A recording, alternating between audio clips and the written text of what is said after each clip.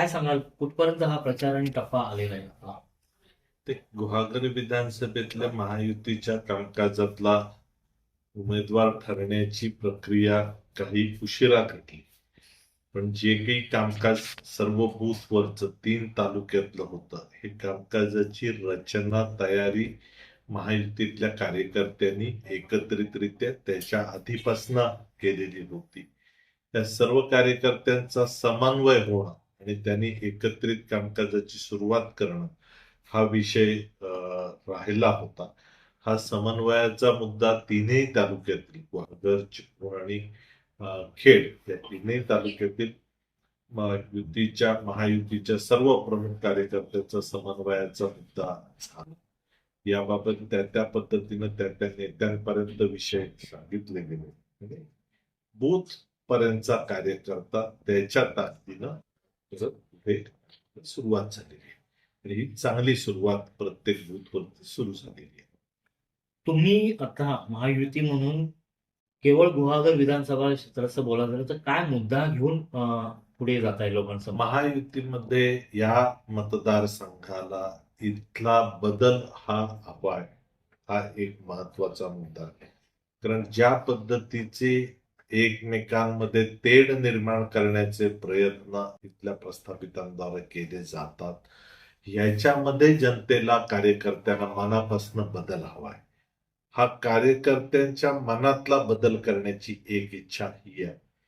दुसरं, महायुतीच्या सरकारचं काम हे डबल इंजिनचं सरकार महाराष्ट्रात पुन्हा निर्माण करावं.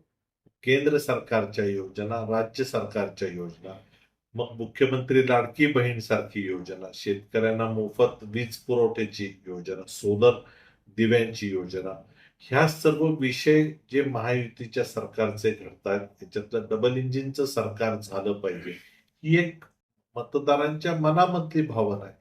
हे दोन मुद्दे घेऊन मतदारांपर्यंत सर्व कार्यकर्ते पोहोचतात. लोकसभेला नातूसाहेब तुम्ही खूप प्रयत्न केले, म्हणजे खास करून भाजपने सुद्धा आपल्या मनाप्रमाणे प्रयत्न केले. दुसरी गोष्ट, तुमचा जो केडर बेस आहे तो चांगल्या पद्धतीने काम करत होता, त्याचा फीडबॅक पर्यंत लोकांपर्यंत येत होता. असं असून सुद्धा एक साधारण सुमारे 27,000चं तुम्हाला पाठीमागे यावं लीड विरोधी पक्षाला मिळालं. हा सगळा जो एवढा मोठा बॅकलॉग आहे तो यावेळी कसा भरून काढणार आहे किंवा काय स्ट्रॅटेजी असेल?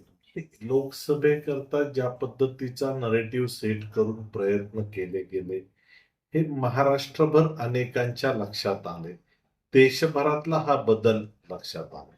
मग तो संविधानाचा विषय असेल किंवा अन्य विषय असेल, पण हा एक वेगळा नरेटिव्ह सेट केला गेला होता. याची काळजी जून महिन्यापासूनच सर्व महायुतीच्या कार्यकर्त्यांनी घेतली होती.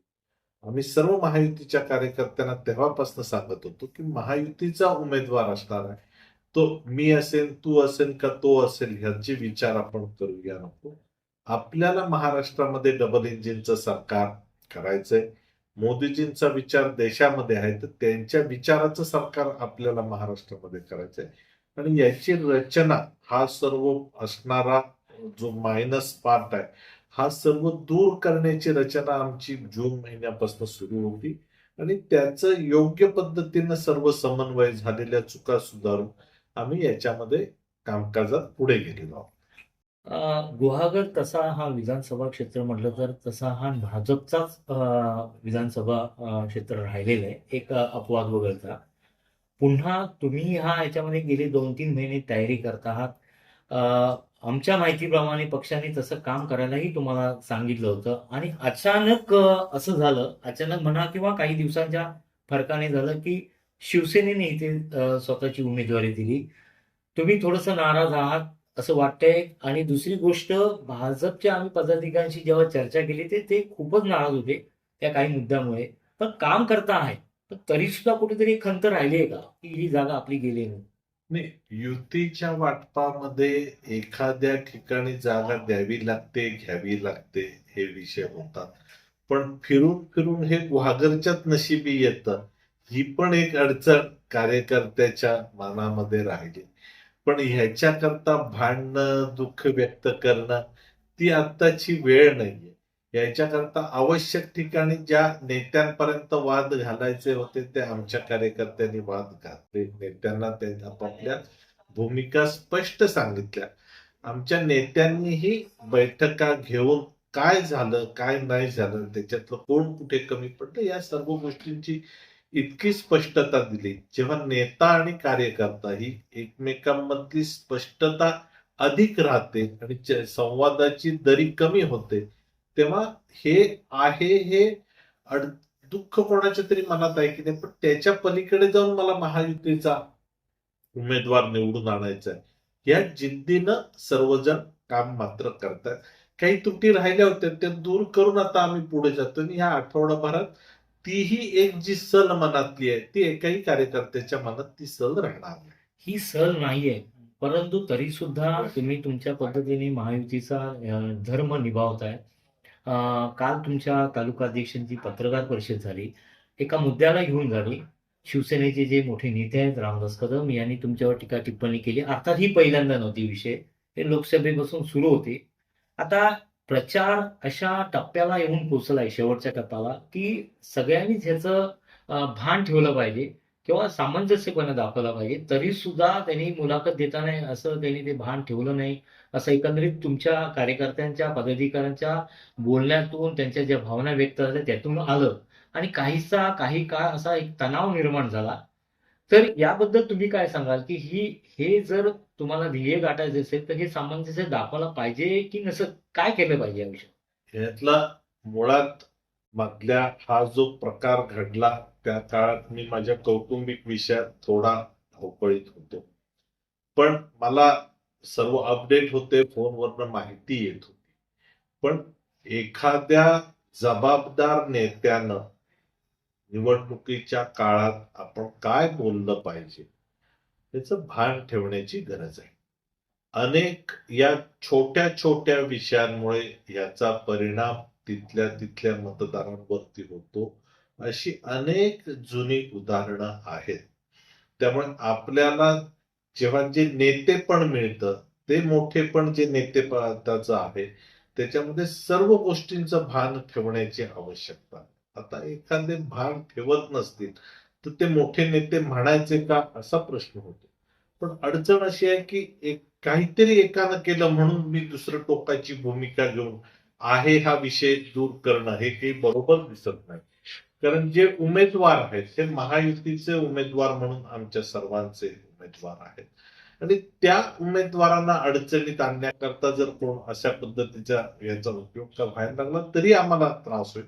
त्यामुळे या सर्व गोष्टी याच्यावरची सविस्तर चर्चा नंतर करता येईल, पण त्याच्या योग्य ठिकाणी समज पण दिली पाहिजे की या पद्धतीनं असणं योग्य नाही. कार्यकर्त्यांनी समजही दिली, नेत्यांनाही सांगितलं. आमचं सर्वांचं एकमेकाशी ज्या वरिष्ठ पातळीवरनं माझ्याशी चर्चा केली पाहिजे होती त्याही चर्चा झाल्या. त्यामुळे आता कार्यकर्ता कामाला लागलाय. घडणारं एखाद्यानं घडवून टाकलं पण त्याची चर्चा आता करत राहण्यापेक्षा 8 दिवसात ही पण पुढच्या 8 दिवसामध्ये हे पुन्हा होऊ नये अशा प्रकारचं वक्तव्य किंवा असे काही होऊ नये अशी समज दिली गेली आहे का? आम्ही महायुतीच्या नेत्यांना सांगितलं की या पद्धतीचं जेव्हा वातावरण चांगलं निर्माण करायला लागलेलो आहोत त्यावेळी विनाकारण एकमेका पक्षामध्ये वितुष्ट आणून काही काम करू नये. या पद्धतीचं आम्ही ज्या नेत्यांकडे शेवटी जे नेते ज्या पक्षाचे आहेत त्यांच्या वरिष्ठांकडे आम्ही हा विषय दिला आणि वरिष्ठांनी त्याबाबतची भूमिका घेतली की याच्या योग्य काळजी सर्व संबंधित वरिष्ठ ते घेतील. आमच्या पक्षाकडनं आम्ही सांगितलं की आम्ही निवडणुकीच्या काळात जिल्ह्यातला एक वेगळा रोष आहे, पण तरी सुद्धा आम्ही सर्वजण जिल्ह्यात महायुती म्हणून एकत्रितरित्या कामकाज करतो. तर शेवटचा प्रश्न आहे माझा. तुम्ही राजेश वेंडल यांना उमेदवारी महायुतीतर्फे दिलेली आहे. एक स्पष्ट एक गोष्ट अशी आहे की राजेश पेंडल हे ज्या समाजामधून येतो कुणबी समाज म्हणून तो 65% वर आहे. आपणही बऱ्याचसे इलेक्शन्स लढवलेत लागोपाठ आणि या अगोदर राष्ट्रवादीचे म्हणून बेटकर उभे होते. त्यांना सुमारे 52,000च्या आसपास मतं मिळाली होती केवळ 15 दिवसाच्या फरकाने. कुणबी समाजाची एक गठ्ठा मतं मिळतील आणि आपण समोरच्या उमेदवाराला अतिशय टफ देऊन आपण ही जागा काढू शकू असं काही कॅल्क्युलेशन आहे का तुमच्या डोक्यामध्ये की आणखी काही मुद्दा? मुळात निवडणूक ही महायुती आणि महाविकास आघाडी होती. निवडणूक ही समाजाच्या विषयावरती जात नाही. ठीक आहे, पेंडल हे ठराविक समाजाचे आहेत, त्यांच्या समाजाचा पार्ट आहे, पण त्या समाजाचे कार्यकर्ते सर्व पक्षांमध्ये आहेत. आणि ते त्या निष्ठेनं काम करतात. असं असतं तर गीते साहेबांना अजिबात मतं पूर्ण लोकसभेत त्यांना मिळून ते निवडून आले असते. त्यामुळे असा विषय होत नाही. कार्यकर्त्याच्या मनामध्ये एक भावना ही महायुती जिंकली पाहिजे आणि जो सर्व कार्यकर्ता आहे, तो सर्व जाती, धर्म, पंथ, समाजाचा कार्यकर्ता आहे. हा एकत्रितरित्या कामकाज करून होते. निवडणूक समाजावरती न जाता निवडणूक ही या पद्धतीनं महायुतीचा उमेदवार जिंकवण्याकरताची आहे. त्या पद्धतीचा विचार ठेवून आम्ही चाललोय. त्यामुळे हा भाग वेगळा राहतो असं सर्व. पण कार्यकर्ता हा पक्षाला बांधील असतो, त्या पक्षाच्या विचाराशी बांधील असतो. त्या पद्धतीनेच तो पुढे जाईल असं मला वाटतं. तरी सुद्धा भास्कर जाधव असे म्हणतात, मी 80,000च्या फरकाने निवडून येईल. काय तुमची यावर टिप्पणी असते शेवटची? ते कायमच बोलत आले. त्यांनी दुसऱ्यावरती टीका करण्याव्यतिरिक्त केलंच नाही ना. 15 वर्षामध्ये मतदारसंघामध्ये केलं काय आणि करणार काय हे जे बोलणार नसते ते दुसऱ्यांवरती टीका टिप्पणीच करत राहणार. त्यांना बोलत राहून दे. त्यांना यावेळी नक्की लक्षात येऊन जाईल काय होईल ते. कारण आतापर्यंत जे आले ते सेना भाजपच्या भांडणात आले किंवा भाजप सेना युतीच्या राजकारणात ते आले. आज भारतीय जनता पार्टी शिवसेना युती ही महायुतीमध्ये एकत्र आहे. त्यामुळे नेमकं काय त्यांना समजेल इथे महायुती म्हणून सेना भाजप हे सर्व एकत्र आहे.